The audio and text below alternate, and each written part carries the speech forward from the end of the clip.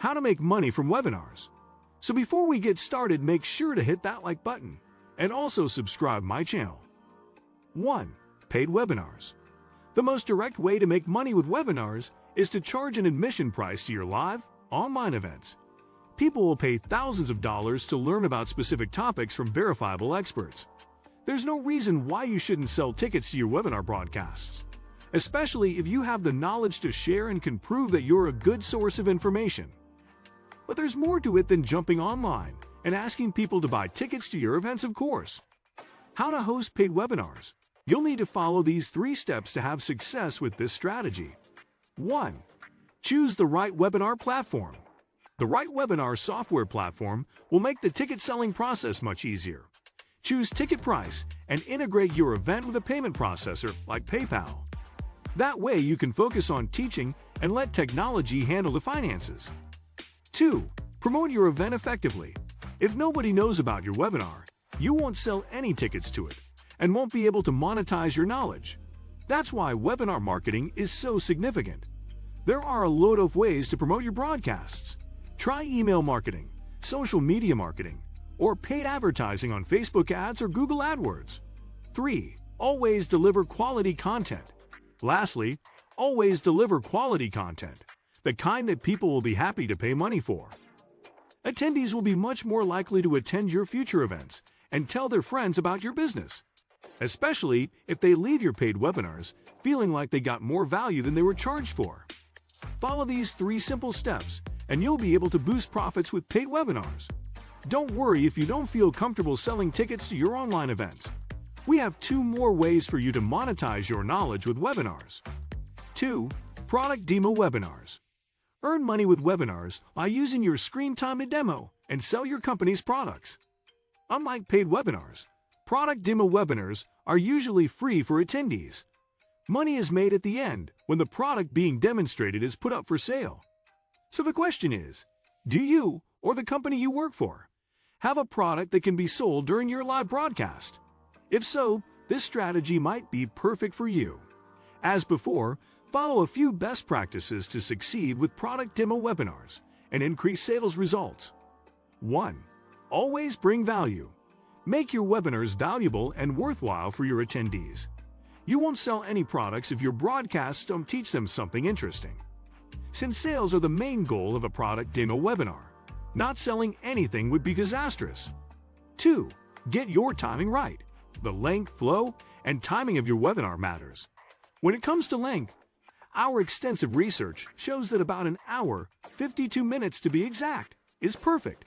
Flow and timing go hand in hand. You wouldn't, for example, want to pitch your product within the first 15 minutes. This time should be reserved for showcasing what your company's offering can do. Instead, move the pitch to somewhere between the 30th and 45th minute of your presentation. 3. Promote benefits over features. This is selling 101. If all you do is promote features, you'll leave a lot of potential sales on the table. Let's clarify. A feature is what your product does. A benefit is why it matters. For instance, your phone's camera is a feature. The fact that you can easily capture life's precious moments without hauling around any extra gear is a benefit. Can you see the difference? 4. Nail your call to action. Your CTA is the point in your webinar where you actually ask your attendees to buy something. This part is obviously important. Make sure your offer is clear, taps into audience emotions, uses the active voice, and leads folks to a well-written landing page. We also recommend testing your CTAs to discover which ones connect best with your target audience. 5. Sell more with email follow-ups. We'll be honest, you could follow each tip in this article, but you still won't be able to convert every single webinar attendee into a customer. You can, though, increase sales by following up with each person who decided not to buy your product and giving them future opportunities. Webinar platforms will even allow you to follow up with invitations to future webinars. That way you get another crack at selling to prospects who passed on your product the first time around. Who knows? Maybe they'll be ready to make a purchase at a later date. Product demo webinars are a fantastic way to earn money with webinars if you or the company you work for already has products to sell. But what if you don't sell physical goods or pieces of software? What if you deal in information? Our next strategy is the one for you. 3. Webinars promoting online courses. Perhaps you or your company don't sell products. Maybe you deal in online courses and are hoping that webinars can help you reach new students and monetize your knowledge even more. If that's the case, you'll want to follow all of the best practices we outlined in the previous section. If you can bring value to your audience, get your webinar timing right, promote benefits over features, nail your CTA, and follow up post-webinar with your attendees, you'll sell a lot more courses. Here are a couple of extra tips that apply specifically to using webinars to promote online courses and other training materials. 1. Address common objections. People are often more hesitant when purchasing information than they are physical products. This is likely because it's easier to show the tangible benefits of owning a new lawnmower than it is to quantify the value of knowing how to create Excel spreadsheets. That's why you need to take the time during your webinars to address common fears and objections and dispel them.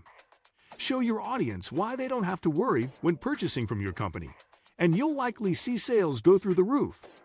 2. Include case studies and testimonials. One of the best ways to dispel the fears and objections is through case studies and testimonials from past and or current customers.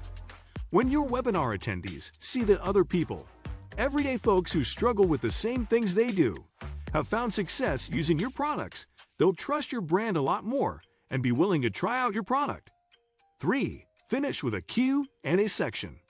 End every webinar that promotes an online course with a Q&A section, especially if your course costs a significant sum to gain access to.